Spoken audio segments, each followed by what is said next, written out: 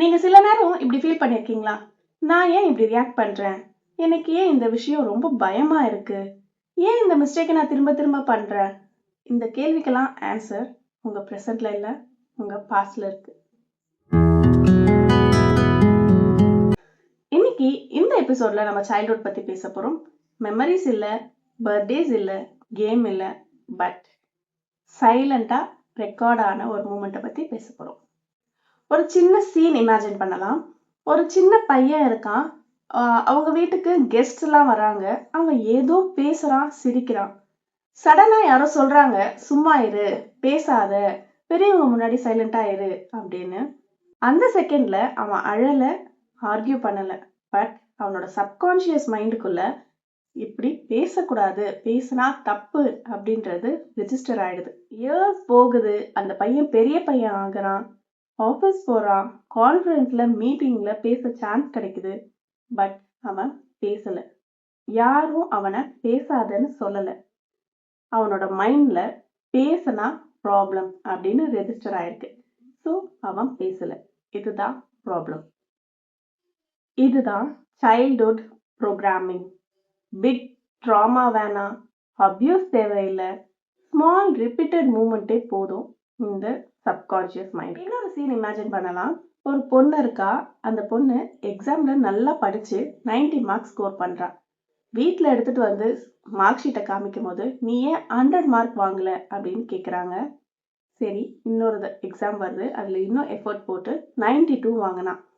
அதுலேயும் அதே கொஸ்டின் தான் வந்தது. சப்கான்ஷியஸ் மைண்டுக்கு இங்கே என்ன ரெக்கார்ட் பண்ணும் அப்படின்னா, நீங்கள் எஃபர்ட் போட்டாலும் போடலைனாலும் பர்ஃபெக்ட் ஆனால் மட்டும்தான் அக்செப்டன்ஸ் அப்படின்றது ரெக்கார்ட் ஆகிடும்.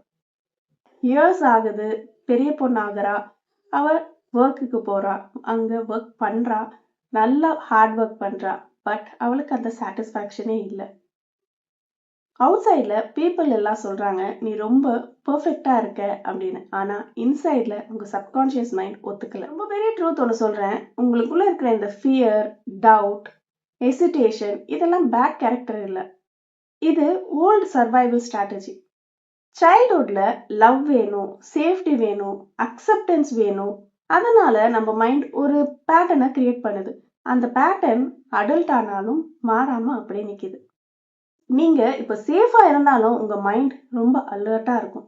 நீங்க கேப்பபிளா இருந்தாலும் அது ஓல்டு வெர்ஷனை தான் எடுத்துக்கும். இப்போ ஒரு ரிலீஃப் என்னன்னா, பேரண்ட்ஸ் வில்லன் கிடையாது, டீச்சர்ஸ் வில்லன் கிடையாது. அவங்களும் சைல்ட்ஹுட்ல ஒரு ப்ரோக்ராமிங் ப்ராடக்ட் தான். ஆனா ரெஸ்பான்சிபிலிட்டி இப்போ உங்க கையில இருக்கு. இந்த சீரீஸோட நெக்ஸ்ட் எபிசோட்ல நம்ம ஒரு இம்பார்ட்டன்டான கொஸ்டின் பார்க்கலாம். Why intelligent people self-sabotage themselves? ஏன் நல்லா தெரிஞ்ச ஒரு விஷயத்தையும் நம்மளே ஸ்பாயில் பண்ணிக்கிறோம்? அதோட ரூட்டும் சைல்ட்ஹுட் ப்ரோக்ராமிங் தான். இந்த வீடியோ உங்க லைஃப்ல ஏதாவது கனெக்ட் பண்ணியிருந்தா, இதே மாதிரி தான் என் லைஃபும் அப்படின்னு உங்களுக்கு தோணுச்சுன்னா சப்ஸ்கிரைப் பண்ணிக்கோங்க. இந்த சீரீஸ் கண்டினியூஸா போகும். ஸோ ஒரு எபிசோட் மிஸ் ஆனாலும் கனெக்ஷன் பிரேக் ஆகும். இன்னைக்கு நீங்க தூங்க போறதுக்கு முன்னாடி இந்த ஒரு கொஸ்டினை உங்ககிட்ட நீங்க கேட்டுக்கோங்க.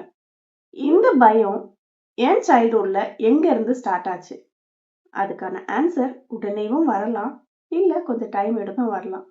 ஆனால் இதுதான் ஃபர்ஸ்ட் ஸ்டெப். இது மைண்ட் அன்லாக்ட். இது ஜஸ்ட் பார்ட் 2 தான்.